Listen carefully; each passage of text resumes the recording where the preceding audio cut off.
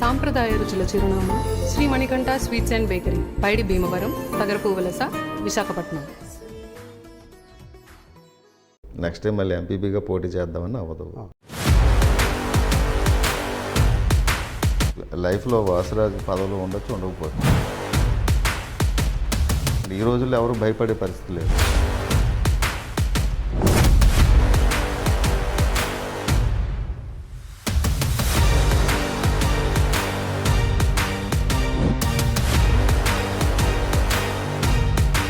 మళ్ళీ అప్పుడు మీరు చూస్తారు వాసరాజు ఏంటన్నది. వాసరాజు ఆహా, వాసరాజు ఓహో తెలిస్తే మీరు ఎందుకు సైలెంట్గా ఉన్నారు? శాసనసభ్యుల మీద ఉన్న వ్యతిరేకత వల్ల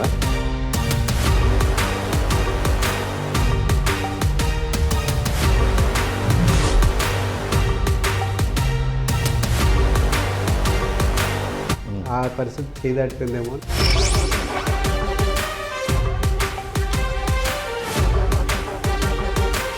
వాసరాజు ఎవరినైనా ఒక టిష్యూ పేపర్ లాగా వాడుకొని పడేస్తారు. అవసరం ఉంటేనే ఫోన్ ఎత్తారు. అంత ఖర్చు పెట్టి రేపు తిరిగి నేను ఆ పదవిని అడ్డు పెట్టుకొని అనేక మంది రావు గోపాలరావులు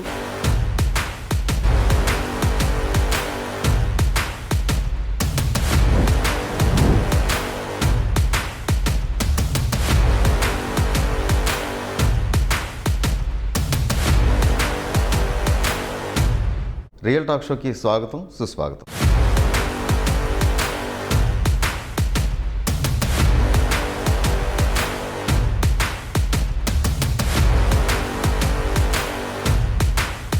ఈరోజు మీకు పరిచయం చేయబోయే వ్యక్తి ఆల్రెడీ మీ అందరికీ తెలుసు. సాక్ష్యం టీవీకి సుపరిచితుడు. ఆయన ఎవరో కాదు, భీమిలి మండల పరిషత్ అధ్యక్షుడు, ఎంపీపీ వాసరాజు గారు. వాసరాజు గారిని మళ్ళీ మనం ది రియల్ టాక్ షో ద్వారా ఇంటర్వ్యూ చేయబోతా ఉన్నాం. చాలా ప్రశ్నలు, సుమారు 5 ఏళ్ళు కావస్తూ ఉంది. అంటే ఆయన గెలిచి పదవి చేపట్టిన తర్వాత ఫస్ట్ టైం మన స్టూడియోలో ఇంటర్వ్యూ చేసాం. చాలా విషయాలు మాట్లాడాం. ఈరోజు మళ్ళీ ఎండ్లోకి వస్తూ ఉన్నారు. పదవీ కాలం త్వరలో ముగుస్తూ ఉంది. ఈ 5 ఏళ్ల పాటు ఆయన తాలూకా జర్నీ ఏ విధంగా సాగింది, అసలు ఇంతకీ ఆయన గురించి ప్రజలు ఏమనుకుంటున్నారు? చాలా చాలా ప్రశ్నలు ఉన్నాయి. అవన్నీ కూడా ఆయన్ని అడిగి తెలుసుకునే ప్రయత్నం చేద్దాం. నమస్తే అండి వాసరాజు గారు. నమస్కారం సార్. ఎలా ఉన్నారు సార్? Fine sir. మళ్ళీ చాలా రోజుల తర్వాత మళ్ళీ కలుస్తాం మా ప్రేక్షకుల్ని. సాక్ష్యం టీవీలో మొదటిసారి గెలిచిన కొత్తలో మనం ఇంటర్వ్యూ చేసాం. ఇది మళ్ళీ పదవి ఆఖరిలో చేస్తున్నారు. ఓకే, మిమ్మల్ని ఎన్నో ప్రశ్నలు అడగాలని ఉంది. అడగండి. కాకపోతే ఫస్ట్ టైం మిమ్మల్ని ఇంటర్వ్యూ చేసిన తర్వాత మాకు మరి మీ ఫాలోవర్స్ అనాలో లేదంటే మీ పార్టీ సంబంధించిన వ్యక్తులు అనాలో మమ్మల్ని చాలా తిట్టుకున్నారు. ఎందుకంటే మా వాసరాజు గారిని ఇలా అంటారా, మా వాసరాజు గారిని ఇలాంటి ప్రశ్నలతో ఇలాగా గజిబిజి చేస్తారని చెప్పి చాలామంది డైరెక్ట్గా ఫోన్లు చేయడం, కామెంట్స్ కూడా పెట్టారు. అయితే నేనైతే బాధపడలేదు, నేను సంతోషించాను. కారణం ఏంటంటే నన్ను ద్వేషించారని కాదు, కానీ అంతలా మిమ్మల్ని ప్రేమిస్తున్నారు కదా, చాలా ప్రేమ ఉంది కాబట్టి అలా అని ఉంటారు. ప్రజలకు వచ్చిన డౌట్స్ ఇవన్నీ క్లారిఫై చేయాలి, అడగాలి కాబట్టి అడగడం జరిగింది. అలాగే ఈసారి కూడా నేను తిట్టించుకుంటాను, మీ ఫాలోవర్ చేత పొగిడించుకుంటానో తెలియదు. ఆ రోజు మనం వాస్తవాలు మాట్లాడుకున్నాం. అంతే, కొందరికి ఇబ్బంది అయ్యి ఉండొచ్చు, కొందరికి నచ్చి ఉండొచ్చు. అది సో ఇది నా వ్యక్తిగతంగా ఏది కూడా మిమ్మల్ని ఆరోపించను, కానీ పబ్లిక్లో వస్తున్న కొన్ని సందేహాలు కావచ్చు, ఆరోపణలు కావచ్చు, వాటిని మిమ్మల్ని అడగడం, దానికి మీరు సమాధానం అది అవునా కాదా ఏంటనే విషయాలు కాబట్టి ప్రత్యేకించి మేము ఏది వ్యక్తిగతంగా అంటూ ఏం లేదు కదా. ఎలా జరిగింది సరే, ఎలా సాగింది ఈ జర్నీ, ఈ 5 ఏళ్ళు ఎలా ముగిపోతుంది? ఈ 5 years ఎక్స్పీరియన్స్ ఒక నాకు రాజకీయంగా ఒక పదవి చేసి ఫస్ట్ 5 ఇయర్స్ అవ్వడం, నేను అంటే నా థాట్ ప్రాసెస్ వేరేగా ఉండేదండి. పదవిలోకి రాకముందు ఏంటంటే చిన్నప్పటి నుంచి మేము విజయనగరం జిల్లా రాజకీయాల్లో ఎక్కువ ఉండడం, మాది అమనం అన్నది భోగాపురంలో ఉండేది. అవును. తర్వాత 2009లో ఇటు మారింది. మేము సాంప్రదాయమైన రాజకీయం చూసిన వాళ్ళం. అంటే పతివాడి నారాయణ స్వామి నాయుడు గారిని కానీ, విజయనగరంలో సత్యబాబు గారిని కానీ, సాంబశివరాజు గారిని కానీ మేము చూసినప్పుడు ఏంటంటే పార్టీ సిద్ధాంతాలను వ్యతిరేకించడం తప్ప వ్యక్తులతో ఎప్పుడు ద్వేషాలు పెంచుకోవడం, లేకపోతే ఈ టైప్ రాజకీయం ఎప్పుడు నేను చూడలేదు. అవును. 2014 నుంచే అంటే రాష్ట్రం విడిపోయిన తర్వాతే ఇది స్టార్ట్ అయిందేమో అనుకుంటున్నాను నేను అనుకోవడం. దానివల్ల ఏమైందంటే ఇప్పుడు ఒక పర్సన్కి వాల్యూ లేకుండా పార్టీ పరంగా ఓకే ఈడీ పార్టీ వాడు టీడీపీ అతను ఉన్నాడంటే మనల్ని వేరేగా చూడడం, మన వైఎస్ఆర్సీపీ ఉన్నారంటే టీడీపీ వాళ్ళని వేరేగా చూడడం, అలా కాకుండా నేను సాంప్రదాయంగా చేయాలనుకునే టైప్. ఎవరైనా ఫ్రెండ్స్గా ఉండాలి, పద్ధతిని ఏమన్నా అయితే వ్యతిరేకించాలి, పార్టీ విధానాలను బట్టి మనం ఫాలో అవ్వాలి తప్ప వ్యక్తుల్ని టార్గెట్ చేస్తూ వెళ్ళకూడదు అన్నదే ఫస్ట్ నుంచి నా ఆలోచన. సో ఈ పదవి చేపట్టిన తర్వాత నేను ఈ 5 సంవత్సరాలు కూడా మ్యాక్సిమం అది పాటించడానికే చూశాను. స్నేహితులు అన్ని పార్టీల్లోనే ఉన్నారు. అలాగే పార్టీ స్టాండ్ ప్రకారం ఎవరినైనా వ్యతిరేకిస్తాం కాదనం, కానీ వ్యక్తులను టార్గెట్ చేయకూడదు అన్నదే నా ఫస్ట్ నుంచి ప్లాన్. ఈ 5 సంవత్సరాలు ఇలా ట్రావెల్ చేశానని నేనైతే అనుకుంటున్నానండి. నా చిన్నప్పుడు అప్పుడు ఉండేవి ఏంటంటే కాంగ్రెస్ టీడీపీ ఉండేది. అవును. నాకు ఊహ తెలిసిన తర్వాత పార్టీ అంటే ఏదో ఒక పార్టీ వాడింది, ఏదో ఒక పార్టీ గెలుస్తుంది. గెలిచిన తర్వాత ఆ నాయకులు ఈ నాయకులు కలిపి చక్కగా వర్కులు చేయించుకుంటేవారండి. అపోజిషన్లో ఉన్నప్పటికి కూడా అధికార పార్టీతో పనులు చేయించుకుంటేవారు. వాళ్ళు దిగిపోతే ఇలా జరిగేదండి అప్పుడు. దానికి భిన్నంగా బాగా మారింది ఇప్పుడు. ఎందువల్ల అంటారు అసలు ఇది ఎక్కడ బీజం పడింది? నేను అనుకోవడం ఏంటంటే జగన్మోహన్ రెడ్డి గారిని కాంగ్రెస్ పార్టీకి దూరం చేసే ప్రయత్నంలో, అంటే రాజశేఖర రెడ్డి గారు చనిపోయిన తర్వాత దూరం చేసే ప్రయత్నంలో కాంగ్రెస్ పార్టీ వాళ్ళతోనే జగన్మోహన్ రెడ్డి గారిని తిట్టించడం, టీడీపీ కాంగ్రెస్ కలిసి ఆయన మీద కేసులు వేసి జైల్లో పెట్టడం జరిగిన తర్వాత ఇంకా ఆ రైవలరీ వచ్చిందేమో అని నేను అనుకుంటున్నాను. నేను అనుకోవడం మరి ఇది పోదంటారా? ఇది మారాలనే అనుకుంటున్నాను సార్. అంటే ఇలాంటి సాంప్రదాయం ఎప్పటికైనా మంచిది కాదు. లాంగ్ టర్మ్లో ఇవి మంచివి కాదు ఈ రాజకీయాలు. ఇప్పుడు పాత్రికేయ మిత్రులు ఉన్నారంటే నాకు అపారమైన గౌరవం ఉందండి. వాళ్ళ వెల్ఫేర్ కోసం ఎప్పుడు నా దగ్గరికి వచ్చినా నేను ఏదో ఒకటి పార్టీలకు సంబంధం లేకుండా మాట్లాడుకునే మాటలు అవన్నీ. అలాగే ఇప్పుడు పాత్రికేయ మిత్రులు కూడా ఎలా తయారంటే అధికార పార్టీ ఏదైతే ఉందో వాళ్ళ మీద వాళ్ళు ఏమైనా తప్పు చేసి ఉంటాయి ప్రశ్నించే తత్వం తగ్గిపోయింది. ఏంటంటే ఎందుకులే మనకు కాంట్రవర్సీ అన్న టైప్లో చూస్తున్నారు. సరే ఈసారి ఇలా ఉన్నాం, నెక్స్ట్ టైం ఇంకో పార్టీ అధికారంలోకి వస్తుంది, మళ్ళీ వాళ్ళ వైపు కూడా అలాగే న్యూట్రల్గా ఉండిపోతే సమాజానికి మనం ఇచ్చే మెసేజ్ ఏంటన్నది నాకు అర్థం కాదు. ప్రశ్నించే తత్వం తగ్గిపోయింది అనడానికి నా దగ్గర ఉన్న సమాధానం ఏంటంటే ఒకవేళ ప్రశ్నించామనుకోండి టార్గెట్ అవుతున్నాడు. అదే అంటున్నా. అందుకే గతంలో నేను చూశాను. వాస్తవం మీరు చెప్పింది. గతంలో గబుకున అంటే ప్రశ్నించడం వరకు వెళ్ళవసరం లేదండి. అక్కడ సో ఆ ఎమ్మెల్యే కావచ్చు, మంత్రి కావచ్చు, ఆయన మాట్లాడే మాటల్లో రాంగ్ వచ్చేటప్పుడు, లేదంటే నోటి నుంచి రాకూడని మాటలు వచ్చేటప్పుడు వీడియో తీసేటప్పుడే నేను ఎంత చూస్తాననే స్టేజ్లోకి వెళ్ళిపోయింది. అంటే వార్త వరకు మీరు వెళ్ళారు, తీసేటప్పుడే నువ్వు తీయద్దు అనే ఈ స్టేజ్లోకి వెళ్ళిపోయినప్పుడు ఇప్పుడు మీడియా ఏం చేయగలరు, మీడియా ప్రతినిధులు ఏం చేయగలరు అంటారు? ఇంతకు ముందు మీద ఇప్పుడు అవేర్నెస్ పెరిగిపోయింది సార్.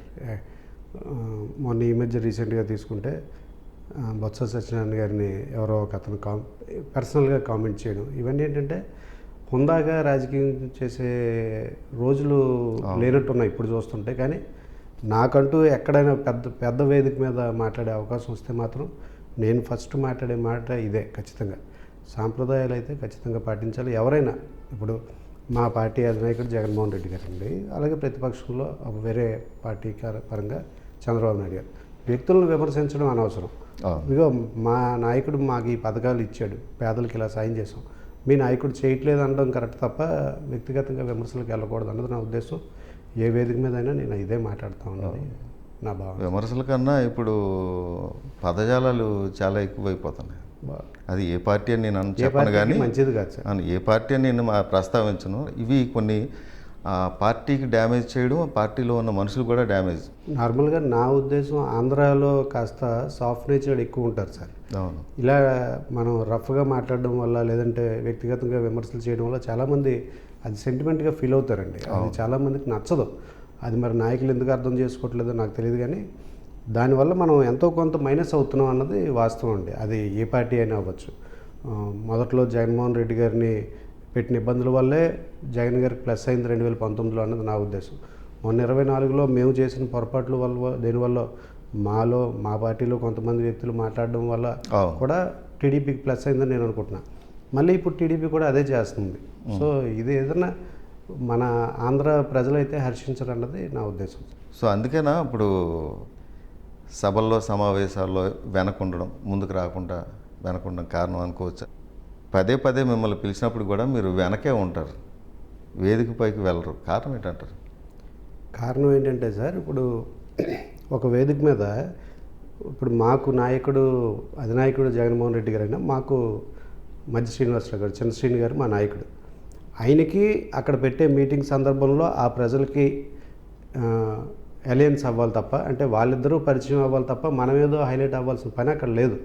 చాలామంది ఏంటంటే ఫోటోలు సరదాతోనో దేనితోనో స్టేజ్ ఎక్కి ఆయన పక్కన నించోవాలి, లేకపోతే ఆయనతో పాటు మాట్లాడాలి అన్న కోరిక ఆయన ఉంటుంది. కానీ నాకు ఆ కోరిక ఉండదండి. జనరల్గా నేనేంటంటే బ్యాక్గ్రౌండ్ వర్క్ చేయడానికి ఇష్టపడతాను. అంటే అరేంజ్మెంట్స్ బాగానే జరిగినాయా లేదా, ఎవరికి ఏ ఇబ్బంది లేకుండా జరుగుతుందా లేదా, చిన్న శ్రీని గారికి మైలేజ్ పెరగాలి అన్న ఉద్దేశంతో ఆయనకి ఏమన్నా ఇబ్బంది పడకుండా మనం కొంచెం వెనక్కుండి జనాలకి ఆయనతో ఇంటరాక్షన్ పెంచాలి అన్న కాన్సెప్ట్లో నేను ఉంటాను సార్. కాబట్టి నాకు పెద్దగా స్టేజ్ మీద ఎలివేట్ అవ్వాలి అన్న కోరిక ఎప్పుడు ఉండదు. కానీ ఇక్కడ ప్రధానంగా వినిపిస్తుంది వాసరాజు గారు ఇక రాజకీయాలకు స్వస్తి చెప్తారు, పార్టీని విడిచిపెట్టి వెళ్ళిపోయే పరిస్థితి కనిపిస్తుంది. ఎందుకంటే పార్టీ నాయకులతో కావచ్చు, సమావేశాల్లో కావచ్చు, సభల్లో కావచ్చు, ఈయన వెనకే ఉండిపోతూ ఉన్నారు. ఏంటి మీరు పార్టీలో ఉంటారా? అసలు మీ స్టాండ్ ఏంటి అసలు? అంటే సార్, వాస్తవానికైతే ఇప్పటి వరకు మనం మాట్లాడుకున్న దాని ప్రకారం రాజకీయాల మీద ఎంతో కొంత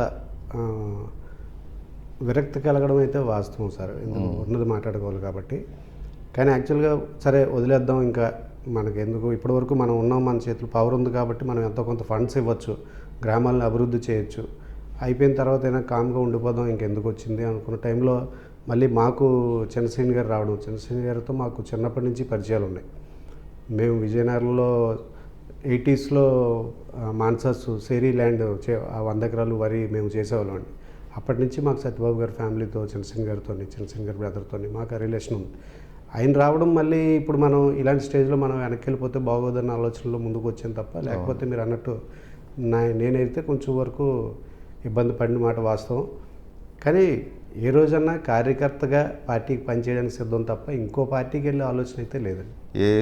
అంటే మేము డైరెక్ట్ ఏ సమావేశాల కార్యక్రమాల్లో కానీ కనిపించట్లేదు. పార్టీ కార్యక్రమాలన్నింటిలోని పార్టీ ప్రెసిడెంట్ది బాధ్యత అన్నది నా భావన సార్. ఇప్పుడు పద్మనాభం పార్టీ మండల ప్రెసిడెంట్ ఉన్నారంటే మేమిద్దరు అన్నదమ్ముల్లో ఉంటాం. మా ఇద్దరికి ఒక్కరే మామగారు మా పార్టీ ప్రెసిడెంట్ అయిన గాడ్శ్రీని గారే. సో ఏంటంటే ఆయన్ని ముందుకు పుష్ చేయాలి, ఆయనే ముందుండి నడిపించాలి పార్టీని అన్నది నా ఉద్దేశం అండి. ఏదైనా ప్రోటోకాల్ పద్ధతి ప్రకారం ఇప్పుడు నేను వెళ్ళి హడావుడి చేసి అక్కడ నేనే మొత్తం ఆర్గనైజ్ చేసినట్టు చేస్తే పార్టీ ప్రెసిడెంట్కి విలువ ఇవ్వనట్టు నా భావన. సో పార్టీ కార్యక్రమాలు ఆయన చేయాలి, మనం వెనకుండాలి. ప్రభుత్వ కార్యక్రమాలు ఏమన్నా ఉంటే మనం చేయాలి, వాళ్ళు మా పార్టీ మనం వెనకుండా నడిపించాలన్నది నా ఉద్దేశం. ఎంపీపీ వాసరాజు గారు కేవలం అవనాం పంచాయతీకేనా పరిమితం, మిగతా పంచాయతీలకు ఎందుకు వెళ్ళరు, ఎందుకు కనిపించరు? మరి ఈ ప్రశ్న మీకు ఎందుకు వచ్చిందో నాకు తెలియదు కానండి, ఈ 5 సంవత్సరాల్లో మనం సుమారు 11 కోట్ల రూపాయలు ఫండ్ ఇచ్చామండి అన్ని పంచాయతీలకి. అన్నవరం ఉంది, అన్నవరంలో ఇప్పటికీ కూడా అక్కడ దుర్గాలమ్మ గారని ఎంపీటీసీగా ఉంటారు, కానీ అన్నవరం ఎంపీటీసీ నన్నే అంటారు. అంటే నాకు అంత క్లోజ్ అన్నవరం విలేజ్. మధ్యపేట విలేజ్ని నేను దత్తత తీసుకున్నాను. మధ్యపేట విలేజ్లో ఇప్పుడు శివాలయం కూడా స్టార్ట్ చేసి కడుతున్నాం. అక్కడ కూడా మొత్తం ఊర్లో డ్రైనేజెస్ అన్నీ, రోడ్స్ అన్నీ కంప్లీట్ చేశాను మధ్యపేటలో. సో నేను ఫ్రీక్వెంట్గా మధ్యపేట, అన్నవరం, చిప్పాడ, టీ నగరపాలెం, తాడుతూరులో కాజ్వే యాక్చువల్గా మా హయాంలో అంటే వైఎస్ఆర్సీపీ ప్రభుత్వంలో ఉన్నప్పుడు ఏవైపు అడ్డంకుల వల్ల మరి ఎమ్మెల్యే గారికి అప్పటికి నాకు ఏదో డిస్టర్బెన్స్ వచ్చి లేకపోతే ఫండ్స్ వల్ల ఏదో ఆ పని జరగలేదు. కానీ తెలుగుదేశం గవర్నమెంట్ వచ్చిన తర్వాత మళ్ళీ కలెక్టర్ గారిని అప్రోచ్ అయ్యి పెట్టడం, కలెక్టర్ గారు ఎమ్మెల్యే గారిని అడగడం, గంటా శ్రీనివాసరావు గారు కూడా పాజిటివ్గా చేయండి, అది చాలా మంచి కార్యక్రమం అనడం, ఇప్పుడు కంప్లీట్ చేసామండి కాజ్వే.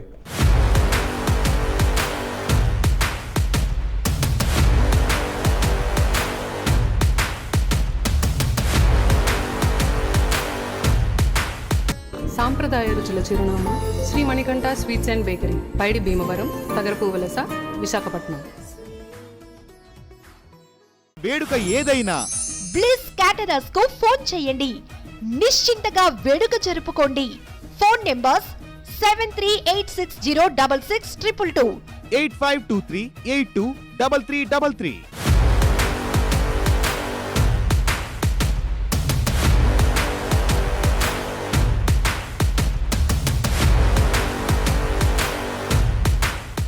స్కూల్ పిల్లలు పాపం వాటిని సామయ్య వలస నుంచి వాటి నుంచి వాటర్లో నడుచుకొని వచ్చి ఆ పరిస్థితి చాలా ఇబ్బందికరమైన పరిస్థితి. అలాంటిది 2.5 కోట్లు ఇచ్చి అది శాంక్షన్ చేయడం, వర్క్ అవ్వడం, ఇవన్నీ నేను అన్ని పంచాయతీల్లో చాలా అంటే అదే సార్, నేను ఇప్పుడు ఏ పంచాయతీకి వెళ్ళలేదంటే మీకు తెలియకపోవచ్చు. అయితే మీరు అభివృద్ధి చేయలేదని నేను కాదు, ఆయా పంచాయతీల్లో జరిగే కార్యక్రమాలకి మీరు ఎందుకు కనిపించేవారు కాదు. అదే చెప్తున్నాను కదా సార్, కార్యక్రమాలకి నేను పెద్దగా వెళ్ళే ఇష్టపడను.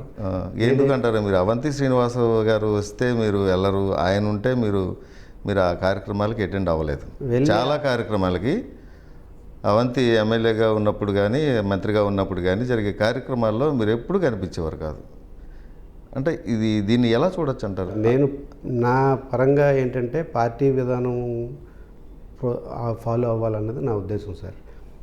అవంతి గారు ఏం చేశారంటే అందరూ మన మనుషులే, అందరినీ మనం దగ్గర చేర్చుకోవాలన్న ఆలోచనలో ఉన్నారు. కానీ రాజకీయంలో అది కుదరదు అన్నది నా ఉద్దేశం సార్. రేపు ఎలక్షన్ వచ్చేసరికి ఏ పార్టీకి వాళ్ళు చేసుకుంటారు తప్ప అవంతి గారు మంచోళ్ళు అని చెప్పి వేరే పార్టీ వాళ్ళు మనకు చేస్తారు అనుకోవడం మూర్ఖత్వం అని నా ఉద్దేశం. కార్యక్రమాలకి రాలేదంటున్నారు కానీ యాక్చువల్గా ఆ ప్రారంభోత్సవాలు కానీ ఆ శంకుస్థాపనలకు కానీ ఫండ్ ఇచ్చేది నేనేనండి. ఎంపీపీగా మా పరిధిలో ఉన్నది, మేము జడ్పీటీసీ గారి పరిధిలో ఉన్నది, జడ్పీటీసీ గారు ఫండ్ ఇస్తేనే ఆ కార్యక్రమం ప్రారంభోత్సవం లేకపోతే శంకుస్థాపన అవుతుంది. కానీ ఆ కార్యక్రమానికి వచ్చేసరికి నేను 4 అడుగులు వెనక ఉండడం అన్నది వాస్తవం మీరు అన్నట్టు. ఎందుకంటే పని అవ్వడం మనకు ముఖ్యం తప్ప మనం ఏదో అక్కడికి వెళ్ళిన తర్వాత ఇబ్బందికరమైన పరిస్థితులు సార్. ఇప్పుడు అన్ని పార్టీల వాళ్ళని ఎంకరేజ్ చేద్దాం, అందరినీ కలుపుకొని వెళ్దాం అన్న ఉద్దేశం అయింది గత ఎమ్మెల్యే గారిది. నేనేంటంటే మన పార్టీ వాళ్ళని ఎంకరేజ్ చేయాలి. ఇప్పుడు ఏదైనా ఊరు వెళ్ళామంటే ఆ ఊరు సర్పంచ్ని, ఆ ఊరు ఎంపీటీసీకి ఇంపార్టెన్స్ ఇచ్చి వాళ్ళని పొగిడితే వాళ్ళు చేసిన మంచి పనులు మనం ప్రజల ముందు చెప్తే వాళ్ళకి రేపు మైలేజ్ పెరుగుతుంది అన్నది మన ఉద్దేశం. అవంతి గారు దానికి భిన్నంగా వెళ్ళేవారు కాబట్టి నేను కొంచెం ఒక 4 అడుగులు వెనక్కి ఉండేవాడిని అన్నది వాస్తవం. కార్యక్రమం ఊరికి అభివృద్ధి జరుగుతుందా లేదా అన్నంత వరకు నేను చూసుకునేవాడిని తప్ప అది ఇంపార్టెంట్ కదా, అభివృద్ధి అనేది ఇంపార్టెంట్.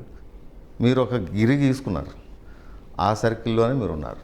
మీతో పాటు ఆ సర్కిల్లో వచ్చేవాళ్ళు 1, 2, 3 ఒక 4 మాత్రమే. నేను పేర్లు చెప్పను. ఇలాగ ఒక 4 మీ వెంట మీ గీతలో ఉన్నారు, మిగతా వాళ్ళు ఎవరు కూడా మీ వెంట లేరు. అది నిజమా కాదా? నాకు తెలిసినంత వరకు మా 16 పంచాయతీలు మేము అందరూ కలిసే ఉన్నామండి. మేము ఒక 4-5 ఇంపార్టెంట్గా కలిసి ఎందుకుంటామంటే ఫ్రెండ్లీగా ఉండడం మా ఆలోచన. ఏ కార్యక్రమం భోజనాలకి ఎక్కడికైనా వెళ్దామన్నా, డిన్నర్కి ఎక్కడికైనా వెళ్దామన్నా మేము 5 కలిసి వెళ్ళిపోవడం మాకు అలవాటు. ఆ ఊరు వెళ్ళినా మీరు అన్నట్టు దాకమర్రి వెళ్ళానంటే వెంటనే నగేష్ ఇంటికి వెళ్ళి భోజనం చేసేయడం, నగేష్తో మాట్లాడుకుని వచ్చేయడం, ఈ దాంట్లో వెళ్ళి ట్రావెల్ చేస్తాం తప్ప రాజకీయంగా వెళ్ళేటప్పుడు మీరు అన్నట్టు 16 పంచాయతీలు, సర్పంచ్లు, ఎంపీటీసీలు అందరూ కలిసి ఉన్నాం. ఊరు నాయకులు అందరితో కలిసి ఉంటాం. ఎవరితోనూ వ్యక్తిగతంగా విభేదాలు లేవు. ఎవరో ఒకరిద్దరు మనల్ని అపోజ్ చేసిన వాళ్ళు ఉంటారు తప్ప మిగతా అందరూ కూడా ఒక తాటిపైన ఉన్నాం అన్నది నా ఉద్దేశం. అందరితో బాగానే ఉన్నారంటారు అనుకుంటా, ఒకరిద్దరు తప్ప. అందుకే వాసరాజు ఎలివేట్ అవ్వలేదు, ఎవరు ఆయన ఫాలో అవ్వట్లేదు అనే ప్రశ్న అయితే వినిపిస్తుంది బలంగా. ఎలివేట్ అవుదామన్న ఆలోచన మనకు లేదు. ఈ 5 ఏళ్ళు మీ పరిపాలన ఏంటి, అభివృద్ధి ఏం సాధించాం అంటే మీరు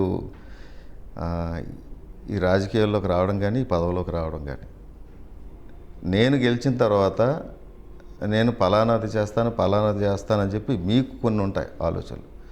పబ్లిక్లో వాగ్దానాలు అది మా కామన్, అది కొన్ని నెరవేరితే నెరవేరకపోతాయి. మీకంటూ ఒక ఆశయం ఉంటుంది. అది ఒక గోల్ ఉంటుంది, అది నెరవేరిందా, నెరవేరలేదా, లేదంటే సగం సగంలో ఆగిపోయిందా?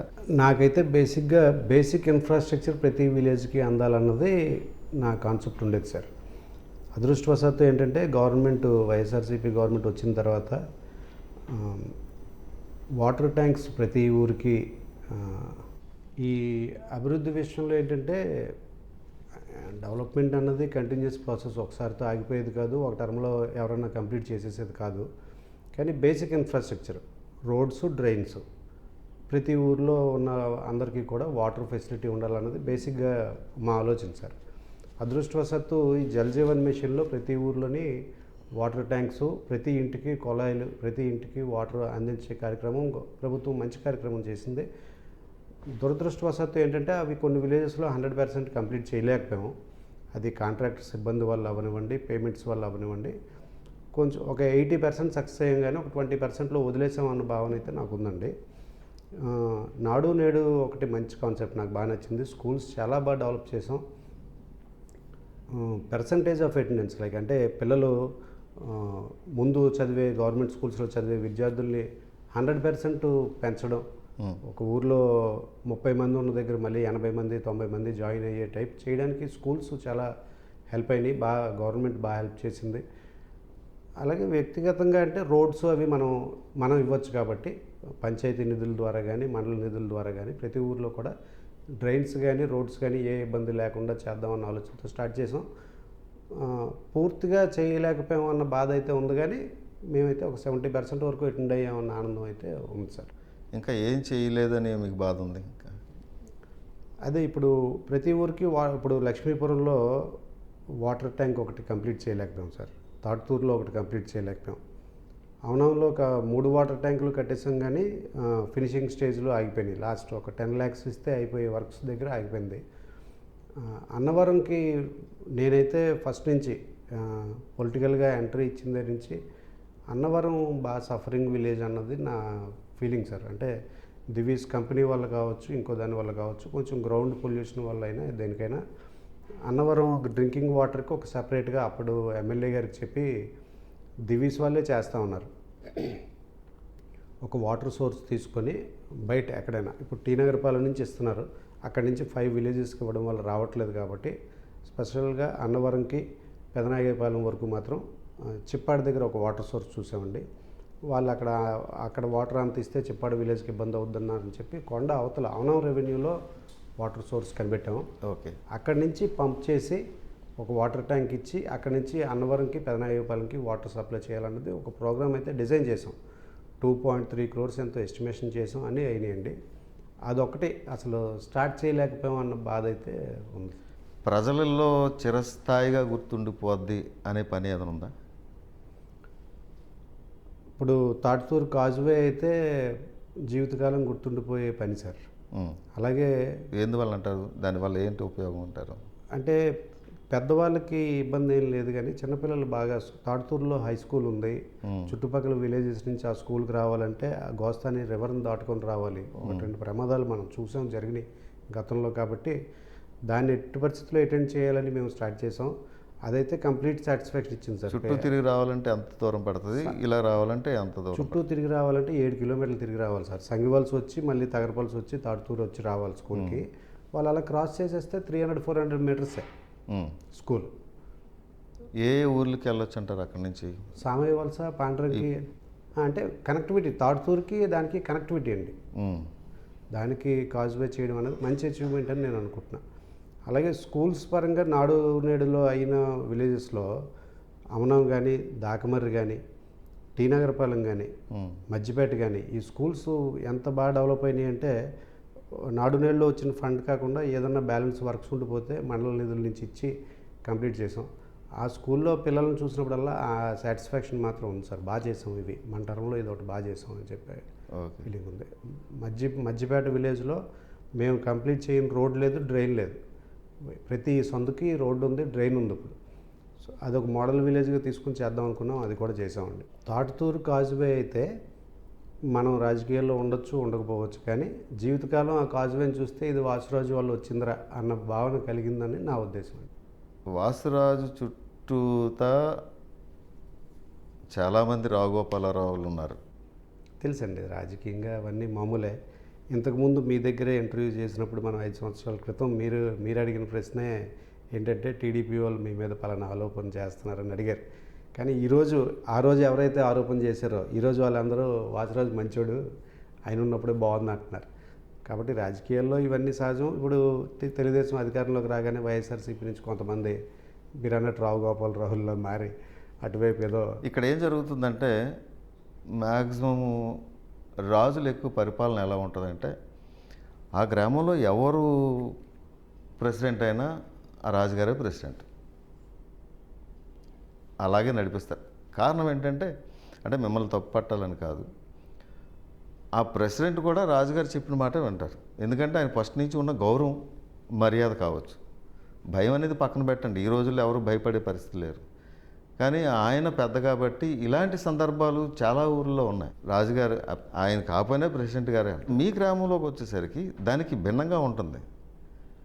అంటే మీరు పదవిలో ఉంటూ ఆ పదవిని అడ్డు పెట్టుకొని అనేక మంది రావుగోపాలరావులు చలామణి అవుతున్నారు. దీనివలన మేలు కన్నా కీడే జరుగుతుంది. ఇది మీరు ఎప్పుడైనా గమనించారా? మీ పార్టీ వాళ్ళు మీ వెనక తిరిగే వాళ్ళు వాసురాజు వాసురాజు ఓహో ఆయన కోసం పెక్కోసుకుంటాను చేకోసుకుంటాను అనుకున్న వ్యక్తులే ఈరోజు వాసురాజు వెనక ఉండి ఇలాంటి పనులు చేస్తున్నారనే విషయాలు అయితే చాలా మటుకు బయటకు వచ్చాయి. ఇది మీకు తెలుసనే అనుకుంటున్నాను. తెలిస్తే మీరు ఎందుకు సైలెంట్గా ఉన్నారు? సార్ ఏంటంటే నా ఉద్దేశం ఏంటంటే పంచాయతీల్లో ఎలక్షన్స్ లోకల్ పాలిటిక్స్ వేరు, స్టేట్ పాలిటిక్స్కి వచ్చేసరికి వేరు సార్. మళ్ళీ రేపు పంచాయతీలు కానీ వస్తే మళ్ళీ అప్పుడు మీరు చూస్తారు వాసురాజు ఏంటి అన్నది. అంటే మనకి ప్రతిదీ మీరు చెప్పినట్టు రావుగోపాలరావులు ఏ పాత్ర చేస్తున్నారు, మన పేరు చెప్పి ఎవరు వ్యాపారం చేసుకున్నారు అన్నీ మనకు తెలుసండి. అంటే మీరు అన్నట్టు మా ఊర్లో పరిస్థితి వేరేగా ఉందంటే ఫస్ట్ నుంచి నేను ఏంటంటే మన ఇన్ఫ్లుయెన్స్ తగ్గించాలి పాలిటిక్స్లో. యూత్ నుంచి రెడ్డీస్, మా ఊర్లో రెడ్డీస్ హైయెస్ట్ క్యాస్ట్ అండి, 1300 ఓట్లు రెడ్డీలు ఉన్నాయి. ఓకే. సో వాళ్ళు ఒక లీడర్షిప్ డెవలప్ చేయాలని మనం సెలెక్ట్ చేసుకున్న రాంగ్ పర్సన్ అయ్యి ఉండొచ్చు తప్ప నా ఐడియాలజీ తప్పు కాదు. ఇప్పుడు మళ్ళీ పార్టీ ప్రెసిడెంట్గా ఒక మంచి వ్యక్తిని పెట్టాం. మళ్ళీ రేపు లోకల్ పాలిటిక్స్కి వచ్చేసరికి ఆ విలువలు అవన్నీ బయటకు వస్తాయని నేను అనుకుంటున్నాను. మన సొంత పార్టీలో ఉండి మన వెనకే ఉండి మన చుట్టూ తిరిగి మనకి జేజేలు కొట్టి మళ్ళీ మనకే వెనకాల తవ్వుతున్నారంటే అది ఆలోచించాల్సిన విషయం కదా. ఇంకా రాజకీయం ఏముంది? రాజకీయంలో ఇది మనమే సాధారణమని నేను అలవాటు చేసుకున్నాను. మరి మీరు ఎందుకు అలా సైలెంట్గా కూరుకున్నారు? మీరు వాళ్ళని కొంచెం వారించి ఇది మన పార్టీకి చెడ్డ పేరు, నాకు చెడ్డ పేరు కదా, మీరు అలా చేయకూడదు కదా. లేదు సార్, అలాంటి వాళ్ళ మీద యాక్షన్ తీసుకోవడానికే ఇప్పుడు మా ఆలోచనలుగా కొత్త పార్టీ ప్రెసిడెంట్ని పెట్టడానికి గల కారణం కూడా అదే. అలాంటి వాళ్ళని ఎంకరేజ్ చేయకూడదని మన ఆలోచన. ఇంతకీ ఇప్పుడు మీ పార్టీ అయితే ఇప్పుడు అధికారంలో లేదు, మీ పదవి కూడా అయిపోతుంది. ఈ నెక్స్ట్ ఏంటి? పార్టీకి రాజీనామా చేస్తారా, వేరే పార్టీలోకి వెళ్తున్నారు? లేదండి, ఆలోచన ఎప్పుడూ లేదు. అదే కదా చెప్పాను, కార్యకర్తగా అయినా పార్టీకి ఉండిపోతాం తప్ప. అంటే ఒకటి సార్, నేనే కాదు, మా నియోజకవర్గంలో ఒక 100 మంది కనిపించవచ్చు. అరే మనం లీడ్ చేయొచ్చు పార్టీని, మనం ఇంకో స్టేజ్ పైకి వెళ్ళొచ్చు అన్న ఆలోచన ఉండొచ్చు. కానీ ఇప్పుడు మాకు ఇన్ఛార్జ్ అయిన చంద్రశేఖర్ గారికి మన క్యాపబిలిటీ ఏంటో తెలుస్తుంది. వాసు ఇదిగో నీ విలేజ్ వరకు నువ్వు చూసుకో అన్నా నేను సిద్ధంగా ఉన్నాను, లేదు నువ్వు మండలం చూడు అన్నా సిద్ధంగా ఉన్నాను, లేదు నువ్వు పలానా బాధ్యత తీసుకొని చెయ్యి అన్నా నేను సిద్ధంగా ఉన్నాను, లేదు వాసు నువ్వు ఉండడం వల్ల నాకు 2 ఓట్లు పోతున్నాయి, నువ్వు కొంచెం వెనక్కి తగ్గి ఉండు అన్నా కూడా నేను సిద్ధంగా ఉన్నానని చెప్తున్నాను తప్ప అన్నిటికీ రెడీగా ఉన్నాం. కాకపోతే మన ఉద్దేశంలో ఎమ్మెల్యేగా మన ఇన్ఛార్జ్గా ఉన్న వ్యక్తి గెలాలి. ఎమ్మెల్యే గెలిచిన తర్వాత గవర్నమెంట్ అందరూ ఆలోచించేటంటే మన ఎమ్మెల్యే పోవాలి కానీ మనకు పార్టీ రావాలనుకుంటారు. అది రాంగ్ కాన్సెప్ట్. మన ఎమ్మెల్యే గెలిస్తేనే అక్కడ పార్టీ వస్తుంది. సో చంద్రశేఖర్ గారు ప్రస్తుతం మా ఇన్ఛార్జ్, ఆయన ఎమ్మెల్యేగా గెలవాలి. గెలిచిన దానికి ఆయన ఏ రకంగా కోరుకుంటే ఆ రకంగా సర్వీస్ చేయడానికి నేనైతే రెడీగా ఉన్నాను. వాసురాజు ఎవరినైనా ఒక టిష్యూ పేపర్ లాగా వాడుకొని పడేస్తాడు. ఫోన్ కూడా ఎత్తాడు, అవసరం ఉంటేనే ఫోన్ ఎత్తాడు. ఎందువల్ల అంటారు? నిజమా కదా? మరి మీరు ఈ క్వశ్చనే తప్పని నేను అనుకుంటున్నానండి. అంటే రివర్స్లో అడిగారేమో మీరు. నేనే టిష్యూ పేపర్ లాంటి నన్ను వాడుకున్నారు తప్ప నేను ఎవరిని వాడుకోవడం అనేది జరగలేదు. నా దగ్గరికి వాసురాజు గారు ఈ పని కావాలి లేకపోతే మాకు ఈ సాయం కావాలని వచ్చి సాయం పొందని వాళ్ళు అంటూ ఎవరు లేరు. మీరు అన్నట్టు నన్ను వాడుకొని వదిలేయడం అన్నది కామన్ కాబట్టి రాజకీయంలో మనం పెద్దగా పట్టించుకోలేదు. ఏంటి ఇప్పుడు ఈ నారాయణరాజుపేట రైతుల ఇష్యూ, ఈ రైతులు అలాగే అక్కడున్న దాట్ల పెదబాబు వీరి మధ్య జరుగుతున్న ఒక ఇష్యూ జరుగుతుంది. మీరు దాని మీద ఏంటి మీ స్టాండ్ ఏంటి? మీరు ఏం చేయబోతా ఉన్నారు? అంటే సార్ ఇది రైతులకి పెదబాబు గారికి అయితే ఇష్యూ ఇప్పుడు కాదండి. పెదబాబు గారు అన్నైనా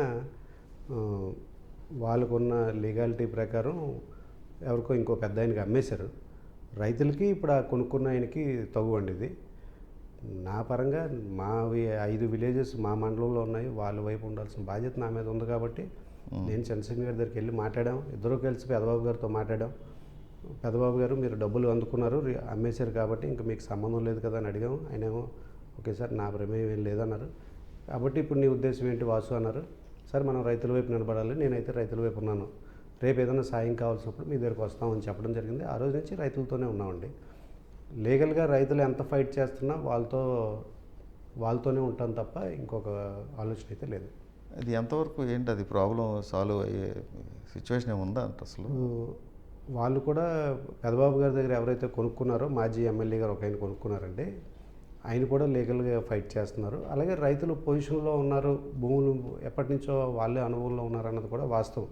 సో వాళ్ళు కూడా లీగల్గా ఈ మధ్య ఫైట్ చేయడానికి కోర్టుని అప్రోచ్ అయ్యారు కాబట్టి న్యాయస్థానం ఏం తెలుస్తుంది అన్నది వేచి ఉండాలి, కానీ రైతులకైతే అన్యాయం జరగదని మన ఆలోచన. Okay sir, thank you. Thank you. మరిన్ని ఎపిసోడ్స్తో మరొక అతిథితో మళ్ళీ రియల్ టాక్ షోతో మళ్ళీ కలుద్దాం. అంతవరకు చూస్తూనే ఉండండి సాక్ష్యం టీవీ. నమస్కారం.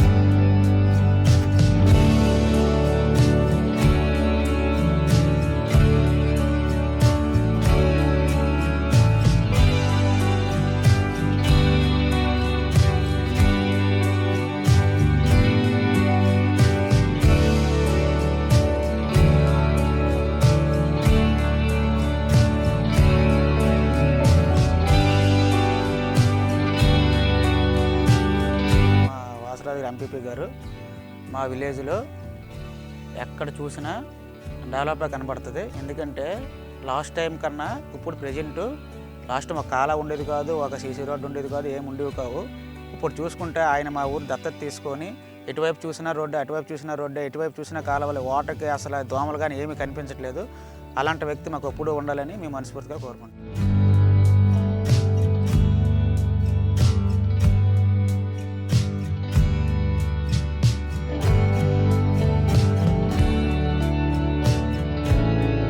మా ఎంపీపీ వచ్చిన తర్వాత చాలా కుర్రోడు, మంచిగా అన్ని విధాలుగా చాలా మంచి ఆయన వచ్చాడు. బాగానే ఆయన అయిన తర్వాత సైడ్ ఇప్పుడు కాలువలు కూడా మా పంచాయతీలో ఇప్పుడు ఎత్తుకోవడం గట్ర బాగోలేదు. ఇప్పుడు అన్నీ కూడా ఆయన వచ్చిన తర్వాత బాగా డెవలప్ అయింది. అండర్ గ్రౌండ్ ఊరంతా కూడా బాగానే అయింది. ఈది కొళాయిలు కూడా మొత్తం అంతా కూడా శుభ్రంగా కూడా అయ్యింది. కాకపోతే కొద్దిగా ఇంకా చిన్న చిన్న ఇది ఉన్నాయి, అవి కాంట్రాక్ట్ బేసింగ్ వల్ల కొద్దిగా ఎంత శుభ్రంగా బాగానే ఉందండి.